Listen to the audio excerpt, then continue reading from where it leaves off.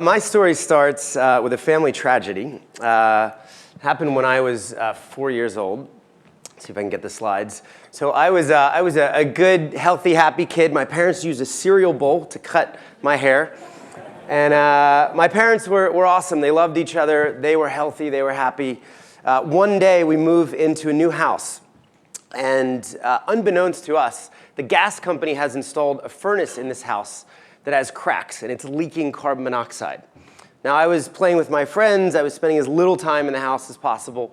My dad was working long hours at a new job, and my mother is fixing up the house, fixing up the basement specifically, breathing in these invisible toxic fumes. So one day she walks across the bedroom and she collapses, unconscious. And we take her to the hospital, and after a long series of blood tests, they find these massive amounts of carbon monoxide in her bloodstream. And thankfully, it hadn't killed her, but the carbon monoxide killed her immune system irreparably.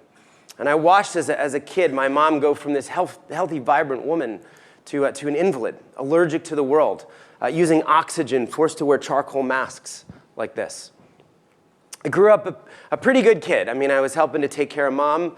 Life suddenly changed. I was an only child. Family planning stopped. And then at 18, like so many bad cliches, I rebel. Right? I start looking out for number one. I grow my hair long. I join a band. I moved to New York City to do all of the things I was not allowed to do growing up. Now, our band immediately breaks up because we hate each other. But I learned that there is this job in New York City where you can get paid to drink alcohol for a living. It's called a nightclub promoter. All you have to do is get the right beautiful people into nightclubs, and you could charge them $500 for a bottle of champagne, $16 for a cocktail. So the next 10 years of my life just flashed by. I mean, there are entire years I don't remember. This is a snapshot of me at 28, and this photo just shows the horrible condition of my soul. I am holding out the Rolex watch, so the photographer notices I own an expensive watch. Looked kind of glamorous. If you ran into me at 5 or 6 in the morning, it was a lot darker. By this time, I'd picked up every single vice you'd ever heard of, and then some maybe you haven't even heard of. 28 years old, I'm on a beach in Punta del Este, Uruguay. I'm on the perfect vacation. I should be happy. I have a Rolex, I have a BMW, I have a beautiful girlfriend. I make great money. And I realized, man, I'm the worst person I know. I am the most selfish, sycophantic, morally bankrupt, spiritually bankrupt. And to borrow the theme of the conference, I took some time to rethink and to reset. So I asked myself, what would the exact opposite of my life look like? Spent all this time serving myself. What would it actually look like to serve others? Started volunteering to humanitarian organizations, and to my surprise, I was denied by every single one. They're like, we're serious people. You get people drunk for a living. Thankfully, one said yes, and I wound up actually going to Liberia. I volunteered to be a photographer, a photojournalist, and went to a country I'd never even heard of right after the Civil War ended. Did a 2-year tour with a bunch of humanitarians, and as I started taking pictures in the city, I saw people living in this post-war environment. No electricity, no running water, no sewage, no mail. People living in houses without roofs, without windows. But then when I got into the rural villages, I saw people drinking dirty water for the first time, and that shocked me more than anything that I'd seen. I couldn't imagine getting water from a swamp, from a pond, from a river, and we saw this time and time again. And fortunately for me, I saw that there was a solution. There was one volunteer, and he was working with the local communities to tap into the clean groundwater 40 feet beneath the villages where people were dying from bad water. He would take me back a couple months later when the project was finished, and I could drink clean water a stone's throw away from the swamp. 2 years, I'd seen a lot, but I came back to New York City, and my heart was completely broken. I wish I had more time to tell you the amazing work I saw happening. I was also broke, so nightclub promoters do not understand the concept of saving money.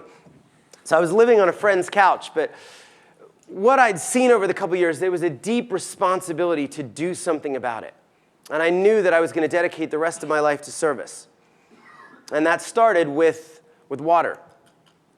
Now, I can stand up here and give you a bunch of stats. I can tell you 800 million people don't have water right now, I could tell you 5,000 kids will die today drinking bad water. I can tell you that 40 billion hours are wasted in Africa just fetching water every single year. But over the last years, I've traveled over 15 countries, hundreds and hundreds and hundreds of rural villages, and I put faces and names to the water crisis. Met kids like John Bosco, 15 years old. And if you were with me, you'd watch him come out and get water like this, take it home and give it to his brothers and his sisters. As you can imagine, water like this is filled with disease. Some diseases you might have heard of, some maybe you haven't heard of. Maybe you're wondering what water like that would look like under a microscope, like I did. Looks like this. It's alive, literally replicating with parasites and amoeba. I learned that there were solutions, that we knew how to actually give every single person in the world clean water. There was no silver bullet, and if you tried to jam one solution down everyone's throat, it would not work. Sometimes you could build a biosand filter for almost $60 and take dirty water like this and turn it into water that you or I could drink. And in fact, I did. Sometimes you could hand dig a well for about $5,000. You could drill wells. You could protect the rain. And water, when it was brought into communities, we saw it transform communities. We say water changes everything. It brings health into communities. Kids stop dying of diarrhea, completely preventable diseases. Kids actually get time back. Women will tell us that they'll use the extra time to start small businesses, earning an extra 50 cents or $1 a day, getting 3, 4, sometimes 5 hours back a day. Some of the moms just tell us we're just better moms. We spend more time with our kids. Tons of data about water making people healthier. What I loved about it was it was provable, it was measurable, and it was inarguable, right? There's no one in this room right now that thinks that child should be drinking the water on the left. No one. We learned that water instead of also made people wealthier. It made them healthier, but it made them wealthier. UN published an 88-page paper saying every dollar invested in water and sanitation returns $4 to $12 to the local economy. But what was I going to do about it? I was a club kid, a broke club kid. Well, I'll take you back to the founding moment of Charity Water 6.5 years ago. On a couch, I just started. And if you talked to me back then, I was going to tell you I was going to do 2 things before I died. I was going to see the water crisis ended. I believe we should live in a world where everybody has something so basic, something I'd taken for granted my whole life. And I also would have told you that I wanted to reinvent giving, reinvent the way people gave, the way they thought about charity, because it was broken. I'll talk about this for a second. When I talk to my friends, I would hear time and time again, Scott, I don't give money to charity. They're just black holes. I don't know where my money goes. I don't know how much actually gets to the people. I can't see any results. And I thought a new disruptive model could maybe solve for that. I had 3 big ideas. One was just to use 100% of the public's donations at all times to directly fund water projects. Use every single penny. Open up 2 bank accounts and said somehow we will find another group of people to pay for the staff and the overhead. We'd even pay back credit card fees. $6 would reach the field, $6,000, $600,000, every single penny. The second was use technologies to show people where their money went. And for us, that was simple. Handheld GPS devices were $100. So for 2 AA batteries and $100, we could put every single water project up on Google Maps and Google Earth so people could see exactly where the money was going. And we've done that from day one. And the third thing was I wanted to build a brand. Charities, at least in America, were so bad at this. They had the worst websites. They were so bad at telling the story. And I thought, if we were going to solve a problem this big, we would need to create an epic brand that rivaled the Googles, the Apples, the Nikes of the world. And you just needed really good taste and a couple talented designers.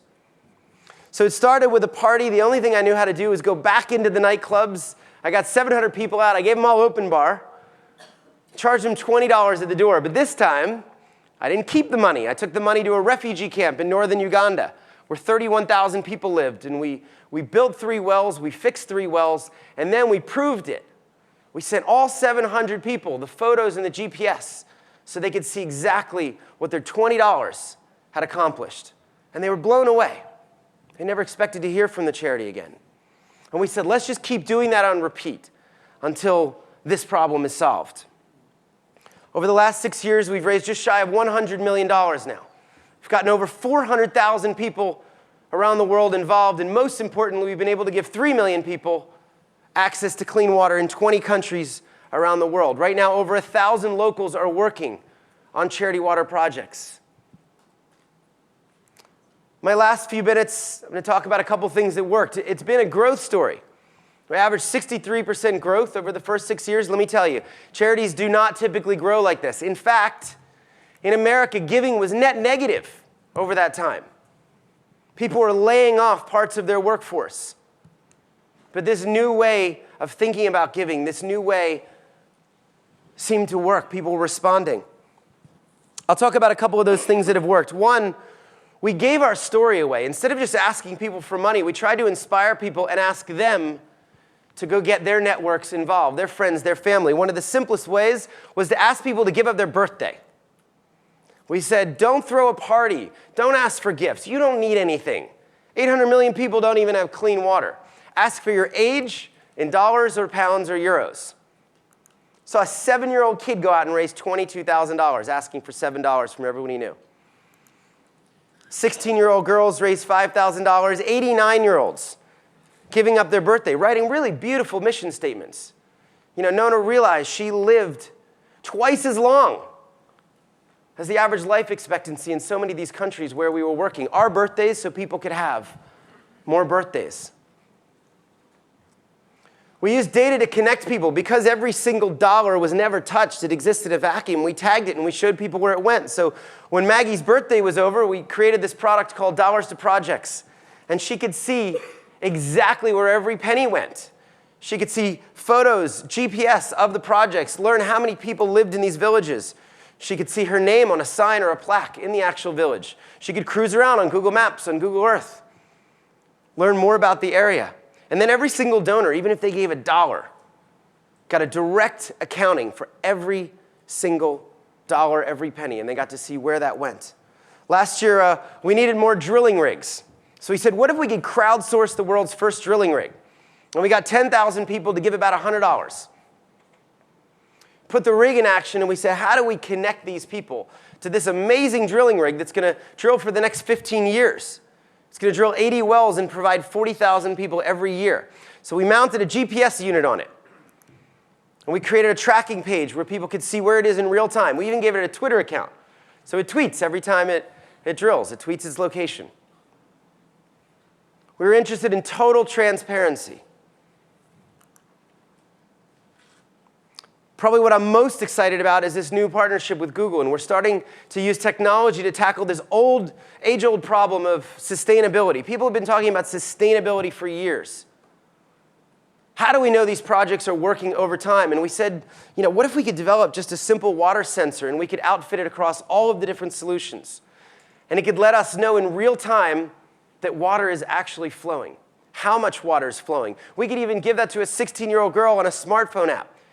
And she could see what her birthday contributed, how much water is flowing over time. Well, this isn't something you can ask 16-year-old girls to fundraise for. So we asked Google, and they said yes. They awarded us a $5 million Global Impact Award. And at the moment, we're working with 7 different labs to develop sensors. At the same time, we're training local mechanics who can go and act on that data, who can go and make repairs and keep the water flowing over time. We hope to have 1,000 sensors installed by the end of December of this year. As we look forward, we've got big goals. 3 million people is a lot if you try to fill up stadiums and make yourself feel good, but we're after 800 million people. So we put a stake in the ground at 100 million people. We figure if we do that, maybe we make our local paper back in New York. We're giving ourselves 10 years to do this. And we think that as we put knowledge into the communities, as new jobs are created, we're actually able to do much, much more. So Eric Schmidt had challenged the room yesterday. Said, you know, help the 2 billion connect to the other 5 billion. I'd challenge you, if you're interested in water, if you have ideas for us, if you have questions, help us help the 100 million people and then keep going. We have an amazing team. And we will continue to fight until every single person on this planet has clean water to drink.